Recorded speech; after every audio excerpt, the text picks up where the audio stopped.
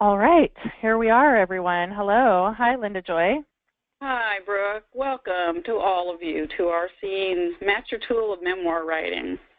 Yeah, a big welcome, and we're excited by how many people were eager to register for this webinar, and so we could tell it was a popular subject based on the responsiveness, and so we welcome all of you, and we'd love to hear a hello from you and where you're calling in from. It's always fun to get a sense of who's here and recognize some of your names, and this just goes for the whole webinar to say hi in the question panel, and that's the place where you want to put your questions, and we're going to have a robust question and answer session at the end, so don't hesitate to type in your questions as we teach tonight. And people are coming in from all over the place, which is awesome, even from Sydney, Australia. Hi, Rachel. How wonderful. It's great. All right, well, let us introduce ourselves. Right. I'm Linda Joy Myers. I'm the president and founder of the National Association of Memoir Writers. As you can see, memoir writing is certainly my passion, and I wrote the memoir, Don't Call Me Mother, A Daughter's Journey from Abandonment to Forgiveness. The Power of Memoir and Journey of Memoir, both books talk about how to write your memoir. I'm glad to be here today. Thank you.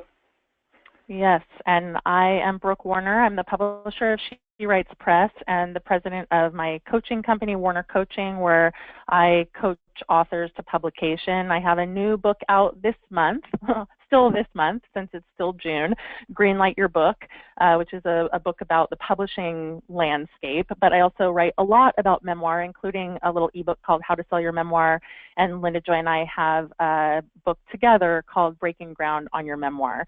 So we love memoir, and we especially love teaching these craft classes. And so without further ado, we're going to drop right into scene. And I do want to share that at the end, as I mentioned, the Q&A, but we're also going to be talking about a few offerings that we have, including this Magic of Memoir conference that we're hosting. And so we're excited about these ongoing efforts and just all the excitement around memoir that is happening. And if anyone ever said memoir is dead, you need look no further than all of the interest around memoir and all of you here. So we welcome you and thank you for being here. All right, let's do it. Okay, it's very exciting. And so one of the things that is wonderful about a memoir is that you are taking your readers and yourself back into moments in time. And so you're a little bit like time travelers when you're writing memoir. And one of the reasons we wanted to offer this course is that we have seen so many people struggling with how to make their memoir vibrant, and the situations involved in their story really come across to the reader and grab us by the heart. And so that's one of the reasons we're teaching it today. So as you can see from this slide, a scene is a moment in time. Your reader does need to be anchored in that particularity of time. And so there's different ways of showing that. Some of them you can tell them the year, but if you do that, you are also going to be showing what life is like in all kinds of details, and we're going to get into more of that in just a few minutes. Also, a scene occurs in a specific place, and you recreate that place for your reader. So are you in a kitchen in your own house or your grandmother's house? Are you 7 years old, or are you 25 or 55 years old? We're going to talk more about the narrator and character later in the webinar, but the setup in a scene is that there are characters. You're the main protagonist character, and you are showing your readers this moment in time in a specific place with all the details that come with that. Another thing important about scene, which I think is we sometimes forget about, because maybe some of you, if you're really good at description, you're going to go, you're going to give us a lot of description, which we want, but there's also the need for some kind of action. And this, of course, does not have to be car crashes or, you know, anything gigantically dramatic, but something significant is happening in a scene, or you wouldn't be including it in your memoir. These scenes are like snapshots of significant moments that will build into chapters and build throughout your book. And so it needs to be clear what, other people say it this way. They say, well, what's at stake in the scene? So that's another way that people talk about this. So you need to be clear about what is going on and what the problem is that your protagonist, yourself, as the memoirist, needs to take care of and solve and explore. The other thing, and we do a lot of teaching about this tonight, we can just tell you that how important this is that there needs to be a way that the reader gets something bigger than this happened to you, whatever it is that is happening in the scene. So now this may be something that you get to later as you develop your memoir. Sometimes we don't know what the takeaway is at the beginning, but we do talk about takeaway in our book, Breaking Ground, and other workshops that we do. And at our conference, we're going to be going into this quite deeply. But there needs to be a way that your reader understands what is going on with you thematically on a level that gives something to them. That's what we mean by takeaway.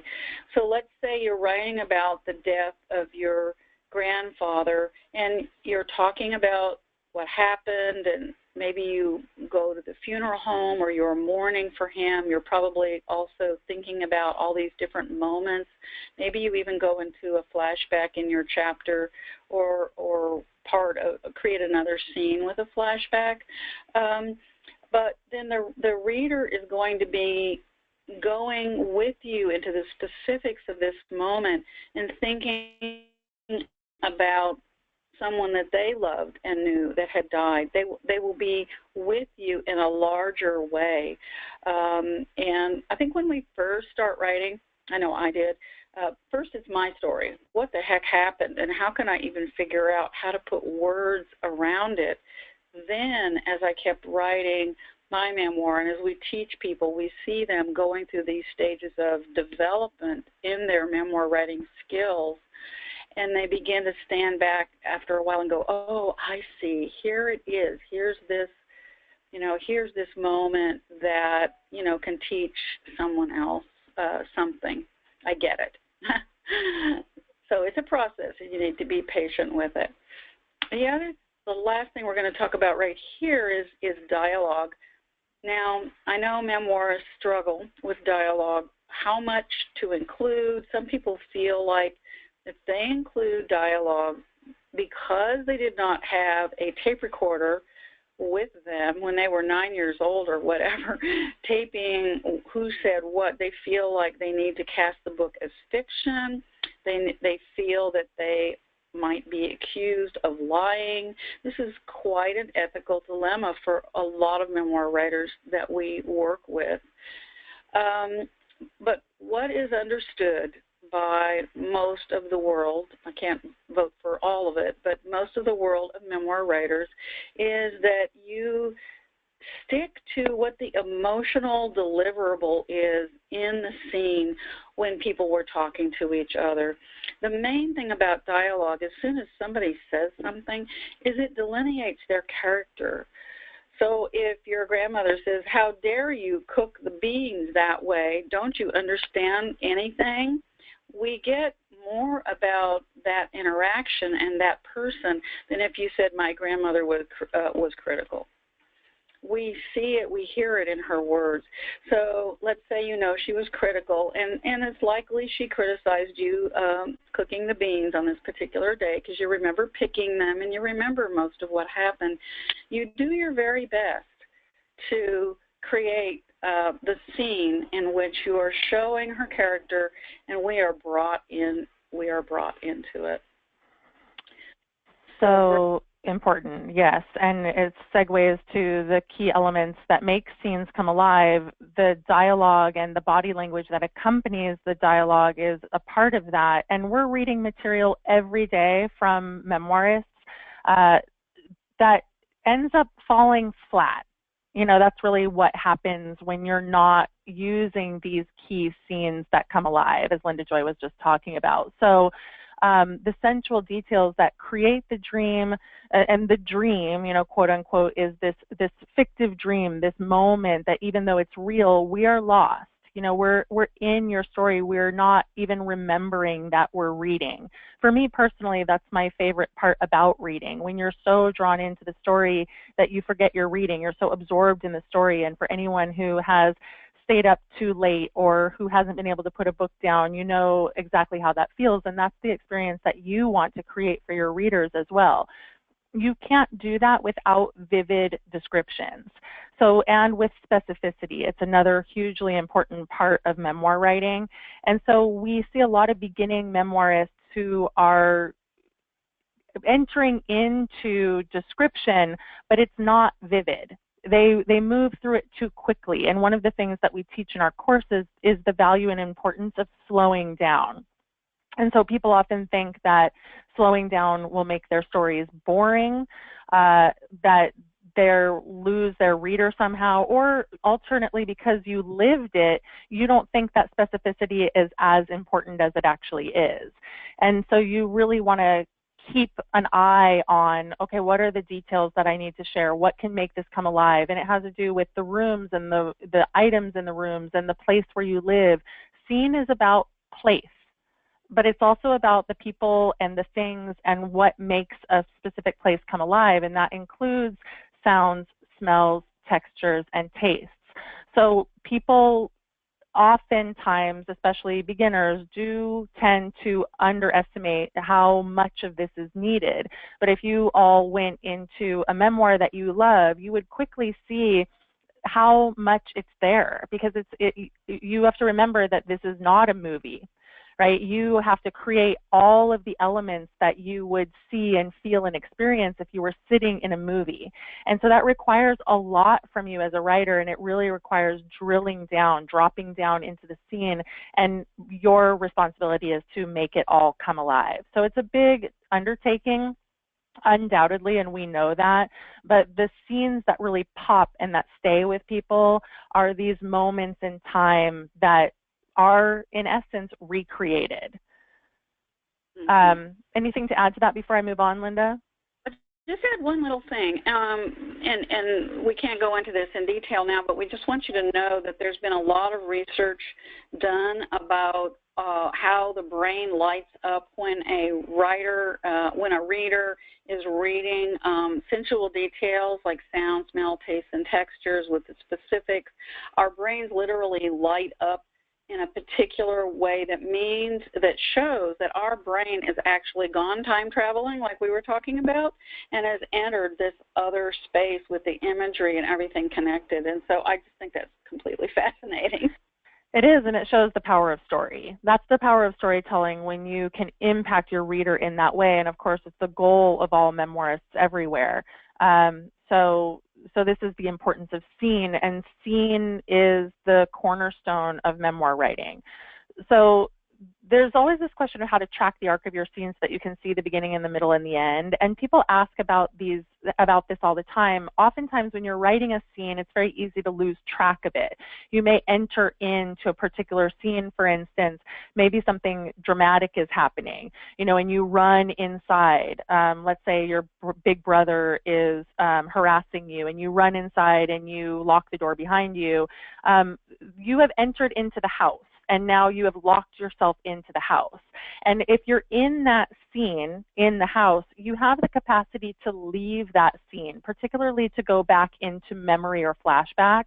And so when you're tracking a scene, you have to be really, really mindful of bringing the reader along with you and remembering where you are. And if you leave that particular scene because you're going to go back into a memory sequence, or a flashback sequence, although a flashback is typically a whole scene, whereas a memory sequence is just a little snippet of a scene. And so within a now scene, right, the scene where you're in the house and you've just locked all the doors and in the windows and you're standing there, there's something happening in that moment, right, where you maybe are scared or, you know, feeling antagonized, and that can bring up previous moments of similar kinds of feelings. And maybe this is showing a dynamic in your family, or it's just a dynamic between you and your brother. And so what you have an opportunity to do in that moment, like I said, is to bring in more context and more details by reaching into your past and informing the quote unquote present with stuff from the past, right? So you're infusing it in. But if you leave and you go into a memory sequence and then you never come back, that's a problem. If you leave and you're gone too long, that's a problem. If you leave and then you come back and then you leave and then you come back and you leave and you come back and leave and come back, sometimes you'll lose the reader just the same because you're doing it too many times. And that's the third point in this slide where I said avoid circling back too many times into the same scene. You need to allow yourself to complete scenes. So you could do a little bit of memory contextualizing to bolster this scene of you in the house, but at some point you need to either unlock the door. You know, maybe your parents come home and your brother comes in, or maybe you go to bed. Something needs to happen to bring that scene to an end because the reader is holding all of these details in their mind. And what they don't want is to be left stranded. And I can't tell you how often I'm left stranded in scenes by my clients and my students. And I'll just say, you know, well, where does this come to a close? Or alternately, maybe the scene is just going on too long.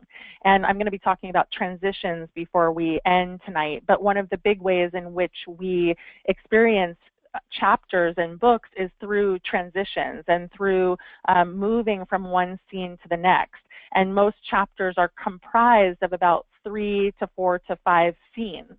And so you want to track those scenes as you go and look for this this beginning, middle, and end, and you should start to see an arc. And it's an action episode sometimes, but not always.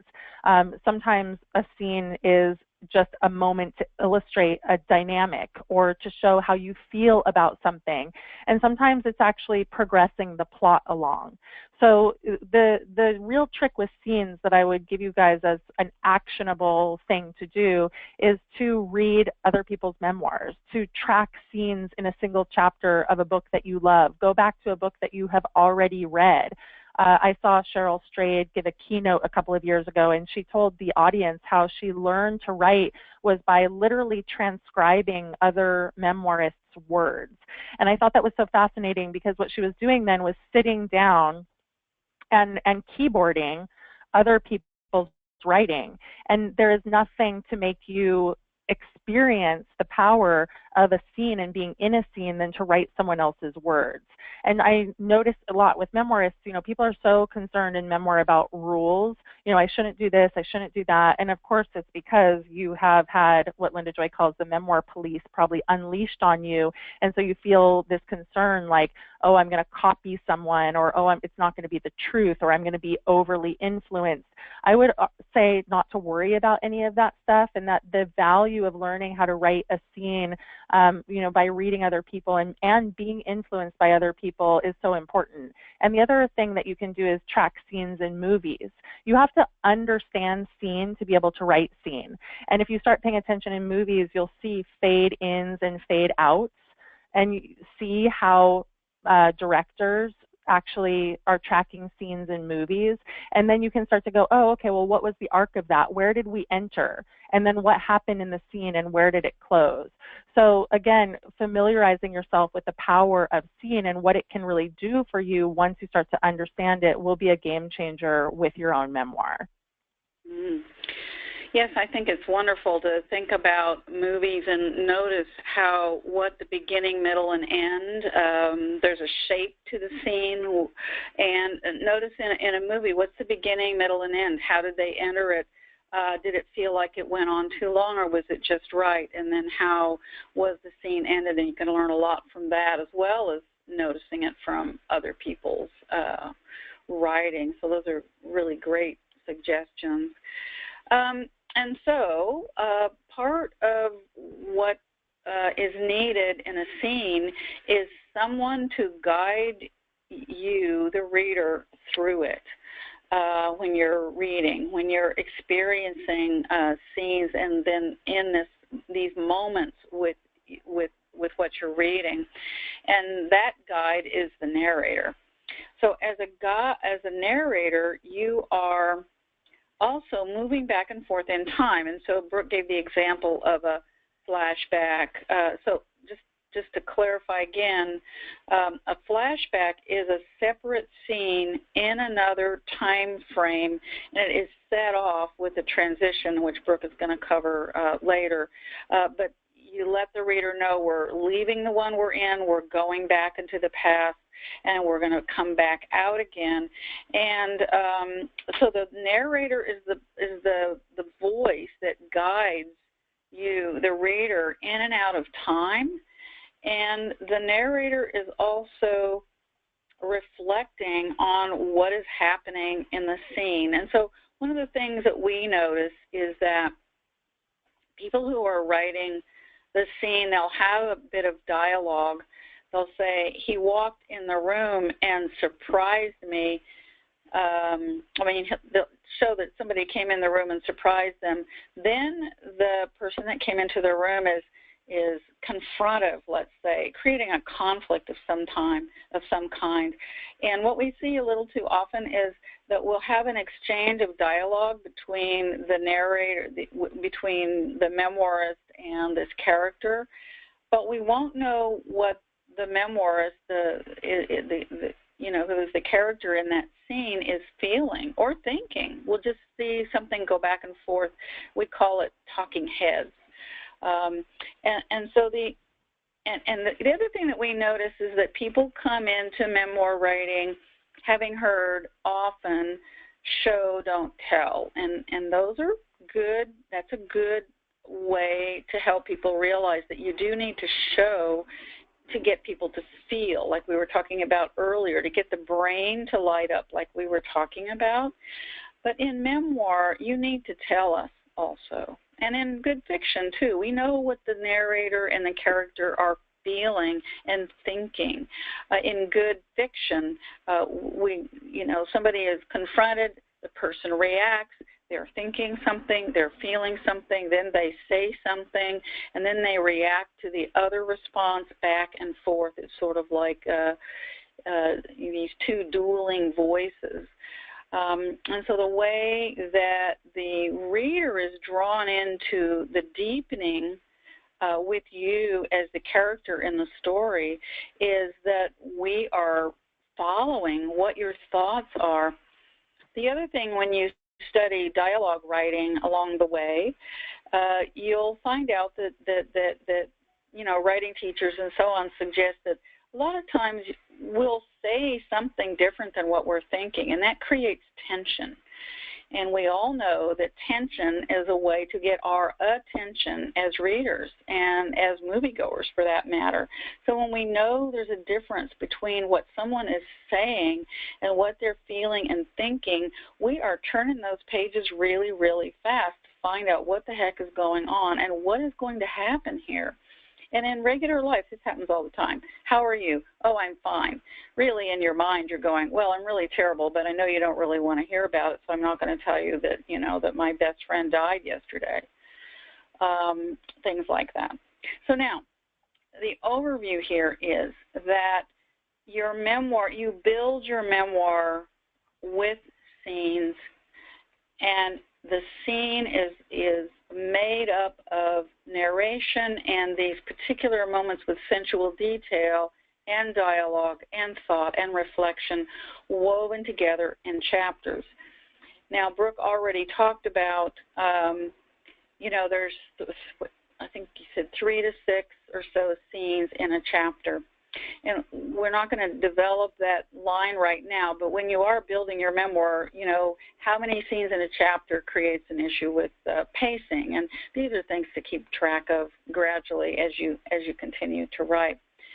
So I'd like to give an example of narration next, both what we a good way to write it and not so good. So the flat version of, in this example, is we went to the store to get the wedding dress and then out for coffee afterward. It was a nice afternoon. And so that's a very general statement. And so the way to fix it, to add sensual detail and to weave in the narrator all in this next small paragraph. After we made our selection, we decided to celebrate Laura's having found the perfect dress to marry the man she'd lost track of so many years ago. On Smith Street, not far from the dress store, we found the Little Mermaid bar where we ordered the best margaritas I'd ever had in my life. The sun-dappled trees and the soft southern breeze, the way the drinks softened our bones, and the feeling that the past had finally been made right came together to create a moment I knew we'd always remember. So the example here is notice that you were woven into a moment that made you hopefully feel something, a reminiscence, a hopefulness, a gentleness, a kind of happiness. And you got a little backstory in there too. You know, so a lot is going on in these few lines, but notice how it gives you the opportunity to be in that moment and experience it in your mind and in your body. And that's what we're trying to help you understand as you learn to write really great scenes. Yeah, and that just made me think that when we're talking about showing versus telling, I've seen it said or written somewhere that telling is informing and showing is more expressing, which you might also talk about as experiencing. So that when you're showing, you're bringing people into an experience, and when you're telling, you're just informing them what happened. So there are certain moments in your memoir where you need to inform. You know, you need to move the plot along. You need to say, look, this is what happened, and I'm just going to kind of push you forward here.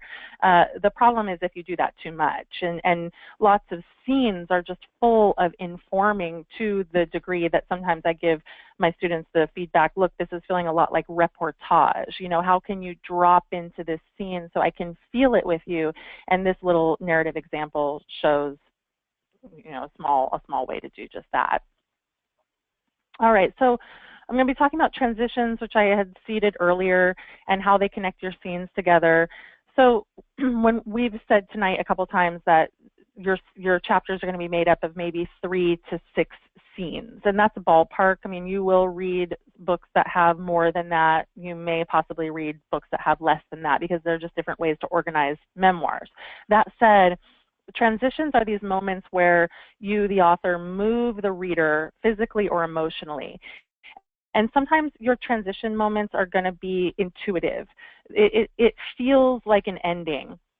In fact, Cora here in the question panel says, how are scenes introduced and concluded? And transitions are the moments of paying attention to that.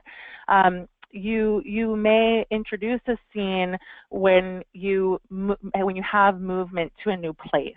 Oftentimes chapters are thematic. Sometimes they're much more plot driven. And so you look for moments to introduce new situations, you know, experiences that you had and things that you were involved in. And they have to, like I was talking about earlier, have an arc. So you're telling a little story in the context of a scene, right? A scene is like a little mini vignette of something that you experience, and because it does have to come to a natural conclusion, in part because either it comes to a conclusion or because you need to force it, right? It can't just go on and on and on. We often teach that just because it happened is not enough.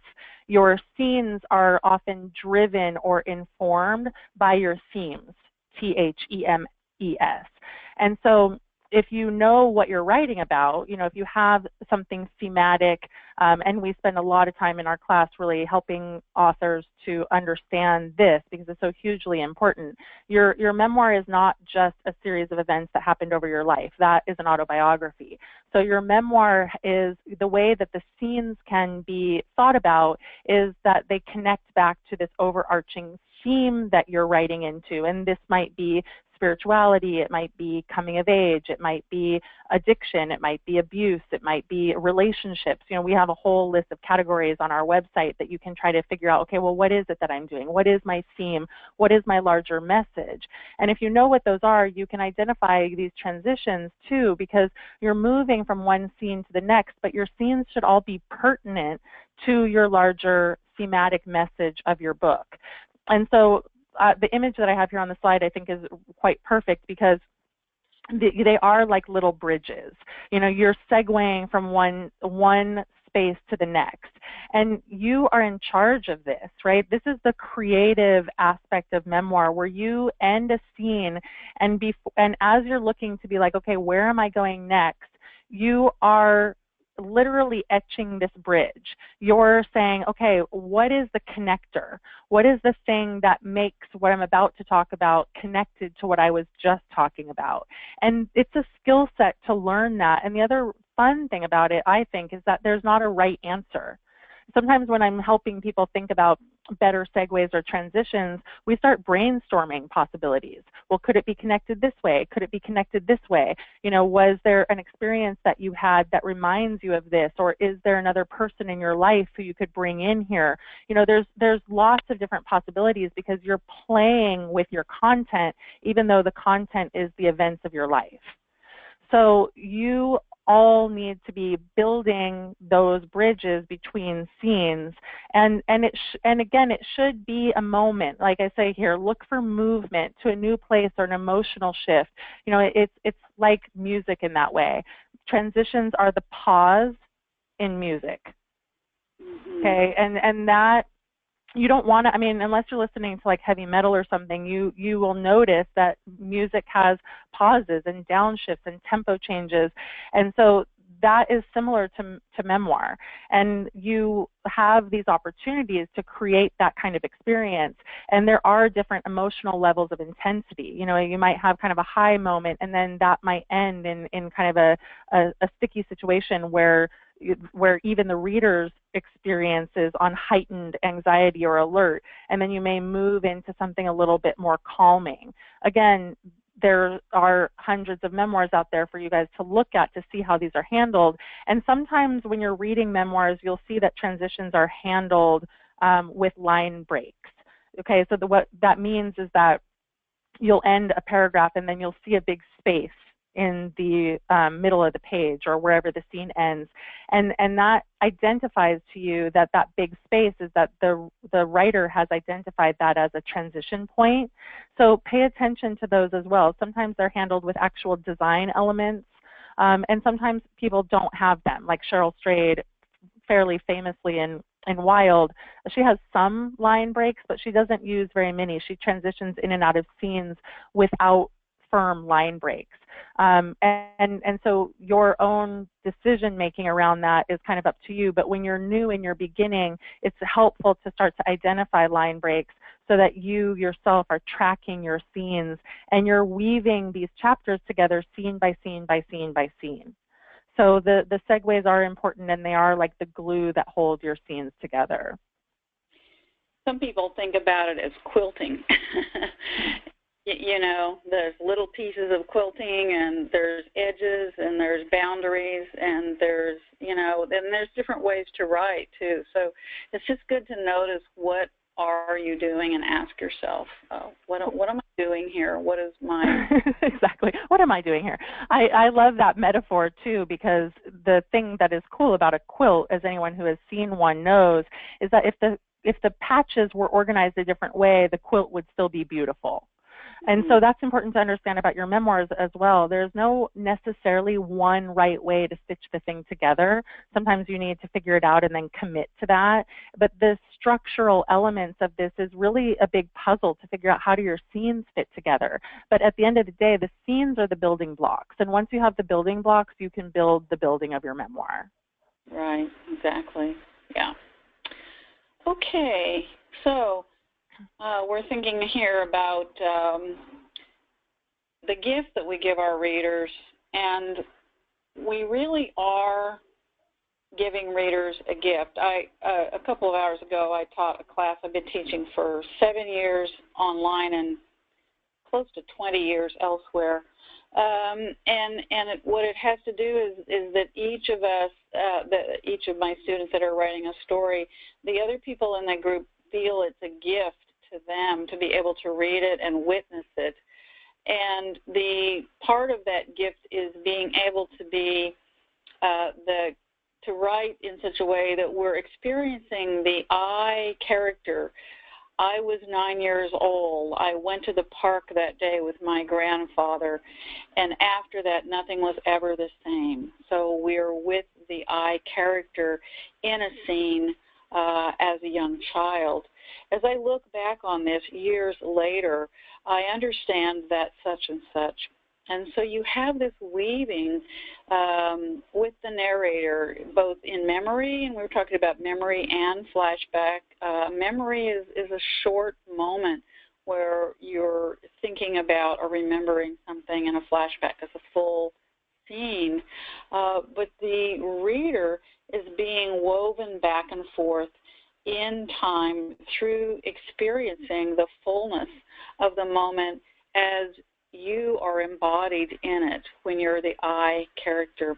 And, you know, a lot of people say when we teach them about the I character and the I narrator, it's such a natural thing when we're reading Mary Carr or Cheryl Strait or Angela's Ashes or whatever we're reading, we automatically are going back and forth deeply into the body of the character, like Cheryl Strait crying on the Liz Gilbert crying on the bathroom floor at the beginning of Eat, Pray, Love, and then her standing back and saying, and this is the way I was then.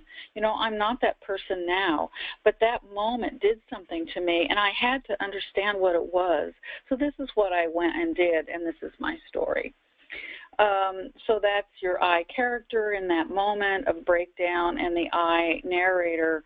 And between this weaving, there's actually, I can't go into it now, but Brooke and I do talk about it and teach it in various ways, there's been a lot of research done about the transformative power of this weaving between the I character and the I narrator, offering these different perspectives.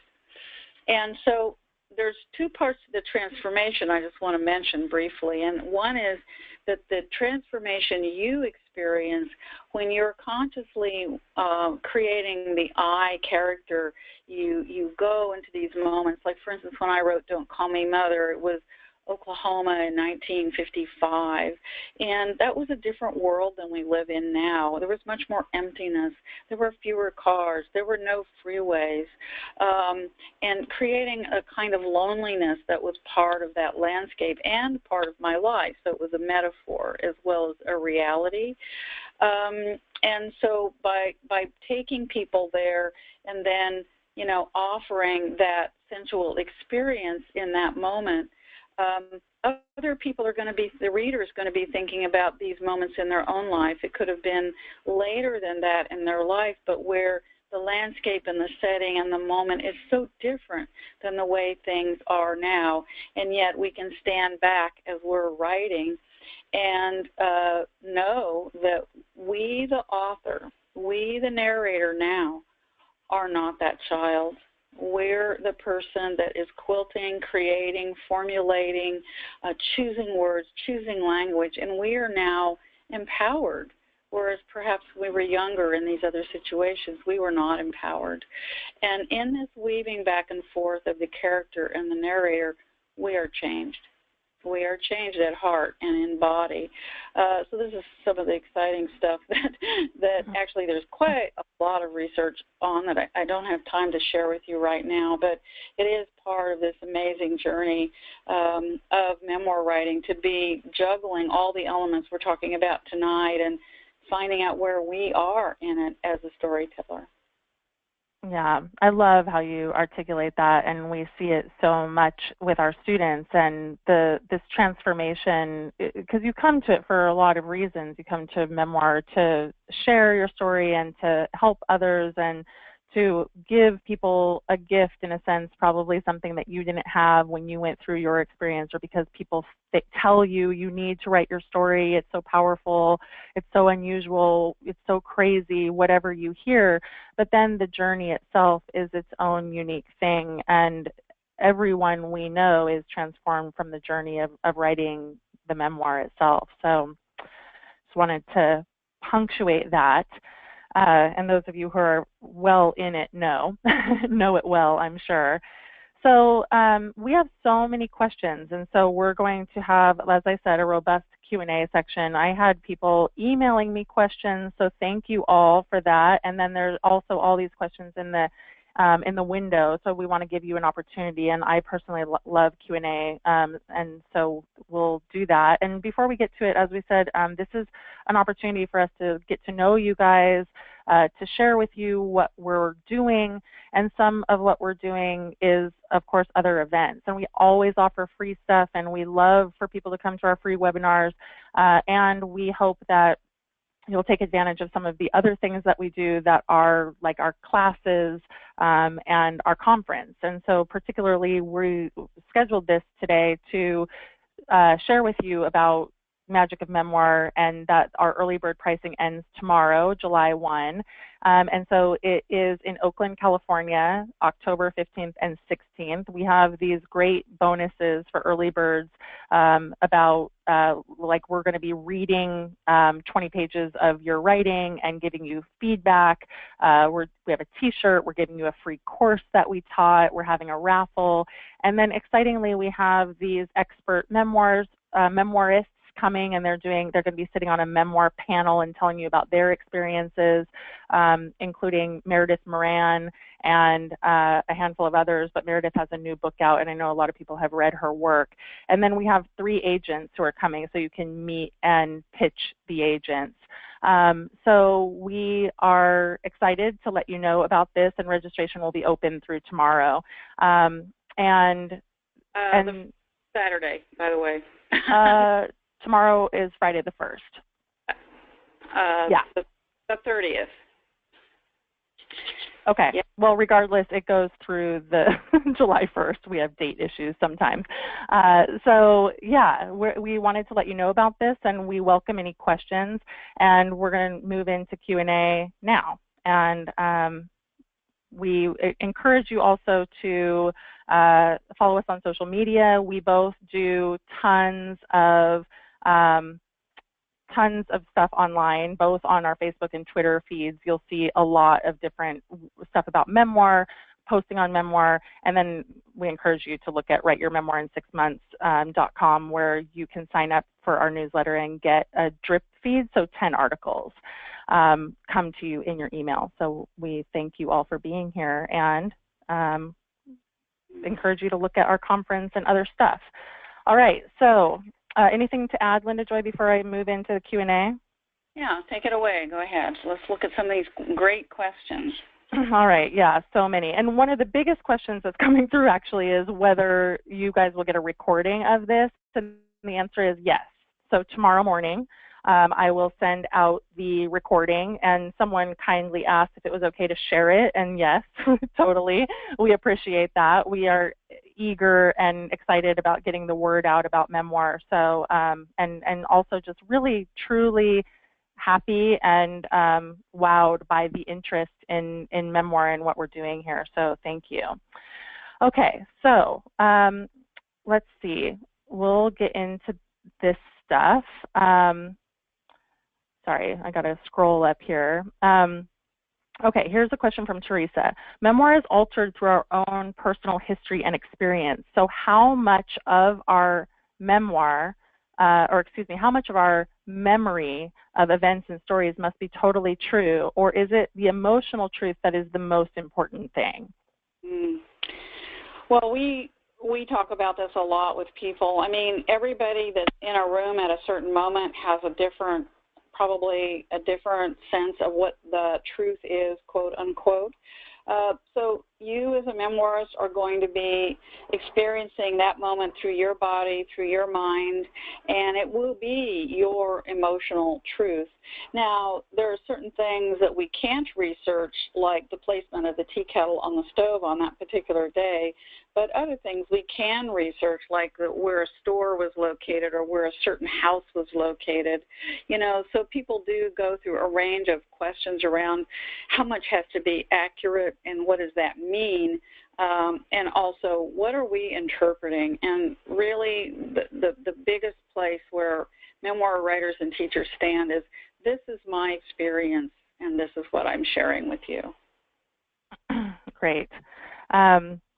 Yes, and here's another question from John that came over on email. Obviously, you can't do a detailed scene of every incident in a memoir. It would be impossibly long. Beyond choosing the most important scenes as those for laying out a detailed description, do you have any other suggestions for, one, choosing which scenes should get the detailed treatment, and two, doing brief scene setting of even less important events? So I'll take this one, and I think that the issue here is that it's true. You can't do super descriptive incidents, like blow by blow of every single event, but you can do very descriptive writing on every scene in your book. And the more important thing that you might need to be looking at, John, is paring back some of your scenes. So that's one possibility. And then, as you mentioned, the brief scene setting, that's important because we teach in our long course about a process called scaffolding, which is kind of like a drilled down version of outlining.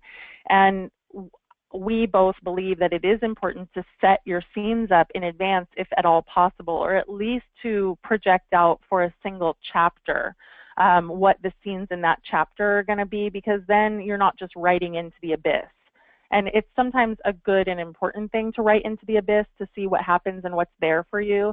But at some point, if you're writing a book that is 80,000, 90,000 words long, you need to have a bit of a sense of where you're going. And so doing scene setting is actually very important, and then you can pare down your scenes. And if you tend to be a very descriptive writer, then maybe you only want to have 3 scenes per chapter, for instance. So that's just something to consider. All right. These things are great to figure out. Sorry, I guess I don't know what day it is. I guess I don't want June to end anyway. Yeah, so just to clarify, everyone, because that is a point of confusion a few people have asked. So we know tomorrow is July 1, and registration for Magic of Memoir will be open all day tomorrow. And the early bird special will end at the end of the day tomorrow. So that's that. Okay, so let's see. We have a question here that says, is memory context necessary to flesh out a scene? What if you don't use this technique and remain in the present using sensual details? Well, you can't, you have 2 things going, though. If you're in the present and you're remembering it now, and it's just this brief moment of thought, you're going to be staying in the current scene. We call that the now narrator, is keeping you in the current scene. And you'll probably have a thought or a reflection, maybe an image, and it will be really a sentence or 2 or a very short paragraph at the most. So you don't have to go all the way back in there. But the way that readers retain information is through being affected emotionally.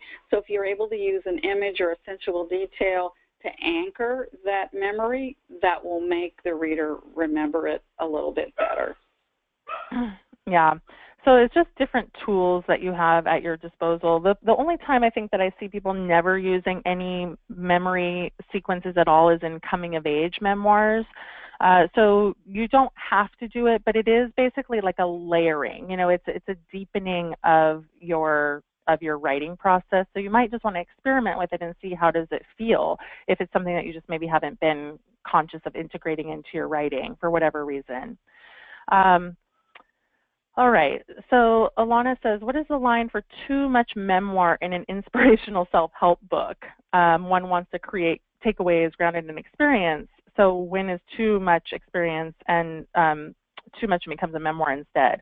Well, so when I was at Seal Press, we were working on a lot of projects that we called hybrid memoirs, which were basically either self-help or some sort of prescriptive, meaning like it tells you what to do. So I can think of one, for instance, about a woman who bought her own home, right? And she did like DIY and fixed it up herself, and it was this sort of pro-woman project. And it was very memoir-driven, but it wasn't a memoir. So there are lots of spaces in the publishing world for projects that fall somewhere between. And I think if you have a book like that, you have to decide for yourself, do you think that your readership is going to benefit more from your stories, or do you think that they're going to benefit more from the sort of how-to or prescriptive elements in your book? And that balance is really ultimately has to do with your comfort level, and also trying to have a kind of at least a little bit of a handle on who your readership is. Yeah, amazing. All right, so a question from Clinton. How much history do you need to put in your memoir where you weren't present? That's one of my favorite questions right now.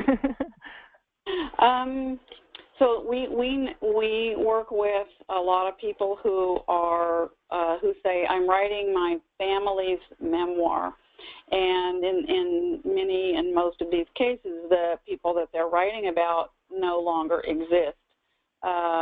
They've already passed away, and so there are. And then there's different controversy. Well, do I have to write it as fiction? And so one of the things is I've recently taken this on by, in my new memoir, going into the point of view and the body and mind of people in my family that have passed away. And I'm writing about them in 1911 and 1894 and 1873 and other times. But I let the reader know what I'm doing. I say, I'm imagining that it was like this when Lulu ran away to get married in 1911. I can see them doing thus and such. I use the technique as a narrator of telling the reader that I'm using imagination. Now, every book is different and needs different things. And so you just need to make sure, though, that you're not in the point of view in the head of someone else accidentally, but as a narrator and as a constructor, you're going to construct this memoir. You draw upon what works for you to make the story come alive. And so there's a lot of freedom there. That's great. Thank you for that. All right, so Pat says, I've been told my memoir is too episodic. How do I correct this? So that's an interesting form of feedback. I mean, my understanding of that is that means that your memoir is kind of like loosely connected or vignette-y, and that you're not doing a strong enough job of connecting one piece to the next. Again, that's my interpretation based on this simple question. And if that's the case, one of what I was teaching about earlier with regard to transitions, so today the popular forms of memoir are what we call sustained narrative. It's not the only way to do a memoir. So some of you have probably read The Glass Castle by Jeanette Walls. And in The Glass Castle, it's a series of vignettes, but they are strung together in a way that you're following the story. So if you have something that is too episodic, and I think that kind of feedback means that people feel it's a little too disjointed, you need to be able to fill in the gaps and work on your transitions, and then also probably look to see what are those holes and how can I flesh this out more. Oftentimes when I'm working with students, they'll say, well, I don't have anything more to say about that. I feel like this is done. And then I might ask a few pointed questions, and then all of a sudden it's like, oh, well, I never thought about that before. So you may also be in a position to need to work with someone, Pat, who can help you fill in those holes if you're feeling like you've sort of, mined as much as is there for you right now. All right, so a question from Sherry. Because so many of my significant family members are now deceased now that I'm 76 years old myself, my accuracy in research is being impacted. I'm thinking creative nonfiction may be a better approach. Can you speak a bit to the difference, given that there are really facts I can get in the ballpark of, but a lot I only have the gist of? Mm. This is a big question, and you know, it sort of brings up the thing is who's the storyteller and what are you trying to do? A memoir is your interpretation or your reaction, you might say, to perhaps, I don't know exactly, Sherry, what you're writing, but to stories that you heard or histories that you heard about. Maybe you don't know whatever the facts are. Facts are another whole thing, of course. I want to address two parts to that. One of it is creative nonfiction. Creative nonfiction is an umbrella term to talk about nonfiction. Memoir is in that umbrella of creative nonfiction. So I don't think it matters what you call it. It's still, you know, you doing your very best to tell a good story.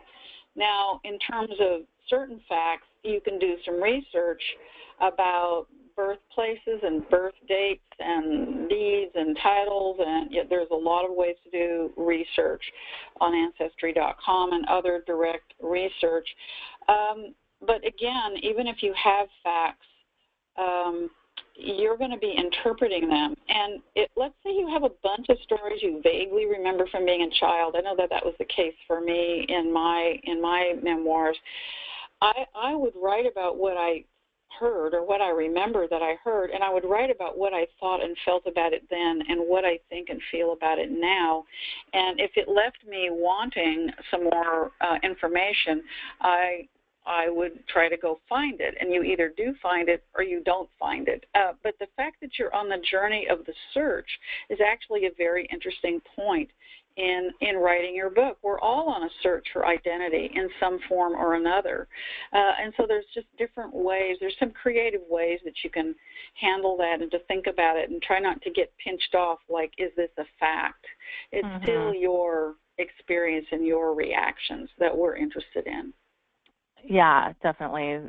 Great response. And a lot of people are asking about the, like specific questions about the conference that I want to just address a couple points. One is whether your memoir has to be complete before attending. No. You can absolutely pitch your work to agents before your work is complete. And that's the case whether you come to our conference or not. Someone was telling me this weekend, oh, I really want to go to the Pacific Northwest Writers Conference, but I'm not ready to pitch to agents. And we're like halfway through her book. And I said, yes, you are. You're absolutely ready. And it's good practice regardless. You will learn how to talk about your memoir, which is a really, really important skill set. Refining your pitch is a big deal that lasts all the way through post-publication when you need to tell people what is your memoir about when they approach you. So the pitch is not just about pitching your work, but also about learning and knowing how to discuss what your memoir is about with other people. So that's important. And then the other person, Rose, asked whether she's worried maybe about the conference being too advanced. And I would say that it's for really any range of memoir writer. If you are you know, a newbie, I think you could get a lot out of it. You might have a few moments where you feel like we get too sophisticated, but this is a huge process. And I always share this story, you know, when I was first starting my business, there was so much I didn't know, but I went to classes and I absorbed it, and over time I got better and better and better and better, right? And it's the same kind of thing. You are approaching your writing somewhat like a second career. Maybe it's a hobby, maybe it's a business, you know, however you're looking at it, how you, you know, your learning is going to happen in layers, let's just put it that way. And so beginning to immerse yourself in this stuff and giving yourself the gift of being like, you know what, I'm just going to take what I can. That's a hugely valuable thing, you know, again, whether you are just doing webinars and classes or whether you, you know, come to a conference. And Pat says, what if you already have an agent? Fine. I mean, the conference is not wholly focused on an agent. If people are wanting to pitch to agents, that's an opportunity, but most of the that's just one little segment. So if you go to magicofmemoir.com, you can look at the syllabus and what we're going to be taking on. And there's, you know, I think it's like 3 hours that has to do with agents. And so if you already have one, not, you know, then congratulations. That's great. Did you have I'd like to add something. that if you have an agent, that's wonderful. But you know, from now on until your book is a bestseller, you're going to be developing your networking with your fellow memoirists and other people like that. And so one of the things that's really good about going to a conference is you're going to meet buddies. You're going to meet people that you're going to become friends with on Facebook or Twitter or somewhere else in social media. And you're going to become each other's weaving of a support system. And so when there's 50, 75, 100 people in the room, potentially many of those people will be people that will be early buyers of your book. And so that's another layer of what goes on at a conference. Yeah, so much stuff. So thank you all, and we know that we did not get to all of your questions, so we welcome you sending those to us online. You can post questions on Twitter. If you send us a question on Twitter tonight, we'll answer and follow you back. You know, that's another thing, is this is a whole other topic, but, you know, just working on your social networking and following other memoirists. So take advantage of that. You know, maybe post your question and continue the dialogue online. And thank you all so much for being here. We appreciate it. And thanks, Linda Joy, as always. Yeah, thank you all, and best of luck with writing your memoir, and we hope to see you online or in person or both. Thank you all for coming. Bye-bye. Good night, everybody.